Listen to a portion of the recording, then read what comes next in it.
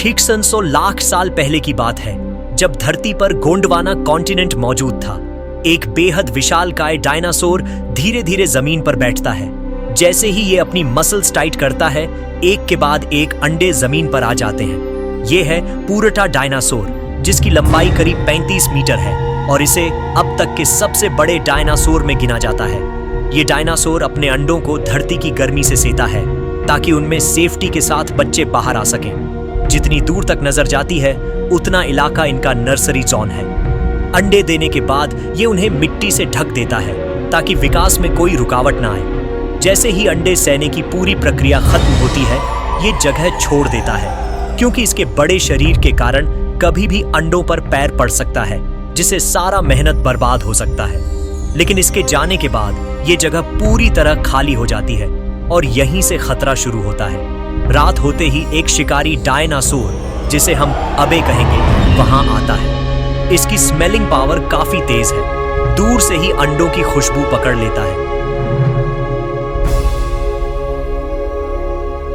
जैसे ही वो जगह लॉक करता है, ये अपने ताकतवर पैरों से मिट्टी खोदना शुरू कर देता है। कुछ ही देर में अंडे बाहर आ जाते हैं। अबे बिना वक्त गवाए सीधा हमला करता है, लेकिन उसे अंडे की हार्डनेस का अंदाजा नहीं होता। पहली ही कोशिश में इसका एक दांत टूट जाता है। फिर भी वो हार नहीं मानता, दोबारा ट्राई करता है, लेकिन फिर भी कुछ नहीं होता। आखिरकार थक हार कर वो गुस्से में वहां से चला जाता है।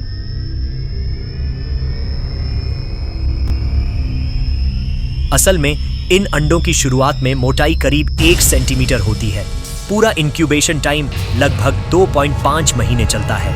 इस दौरान मिट्टी में मौजूद एसिडिक पानी धीरे धीरे अंडों की बाहरी परत को पतला करता रहता है, और जब बच्चा बाहर आने के लिए रेडी होता है, तब अंडे की मोटाई सिर्फ 2 मिमी रह जाती है।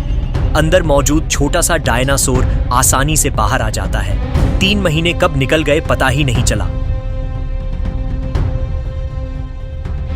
और अब एक एक करके सारे अंडों में हलचल शुरू हो जाती है।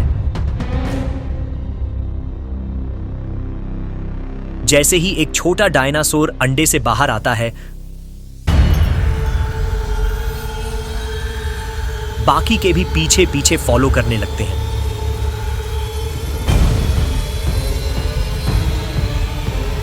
इन छोटे छोटे बच्चों में एक नेचुरल आदत होती है, माँ बाप को ढूंढना।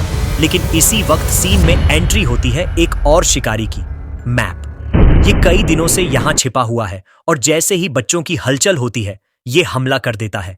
एक छोटा डायनासोर भागने की कोशिश करता है, लेकिन उसे घेर लिया जाता है। अब अंडों से निकलने वाले बच्चे खतरे में हैं, और तभी पूरटा डायनासोर वापस लौटता है। एक जोरदार दहाड़ के साथ वो सामने आ खड़ा होता है।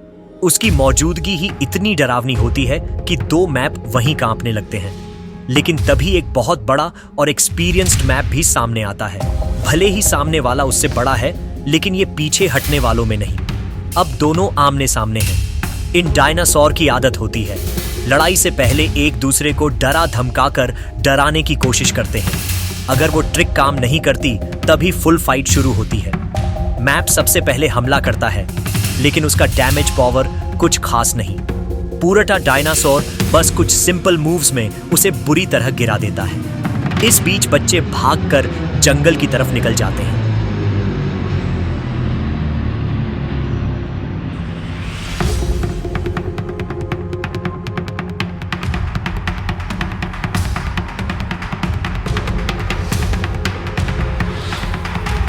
अब पूरटा गुस्से में है।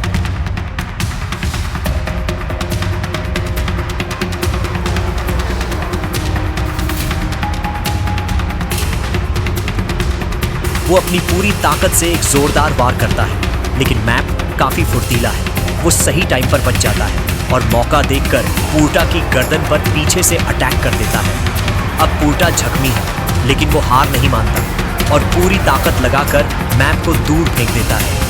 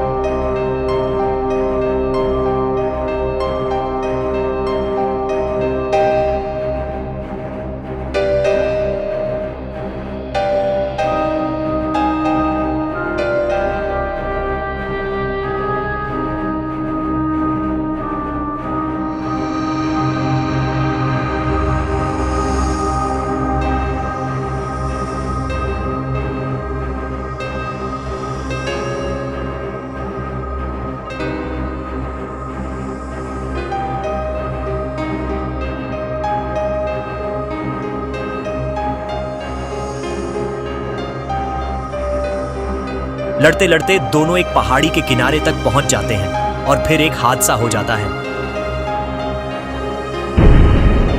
बच्चे तो अब तक सेफली जंगल में पहुंच चुके हैं, लेकिन पूरटा अपने आप को बलिदान कर देता है ताकि बच्चों की जान बच सके। इतनी ऊंचाई से गिरने के बाद बचना नामुमकिन होता है, और वही होता है। लेकिन ये कुर्बानी बेकार नहीं जाती। ये बच्चे ही तो आने वाले समय में उस नस्ल को आगे बढ़ाएंगे। पूरटा की मौत के बाद भी लड़ाई का अंत नहीं होता। मैप भी अब गंभीर रूप से घायल है। बच्चों को आखिरी बार देखकर वो भी वहीं दम तोड़ देता है।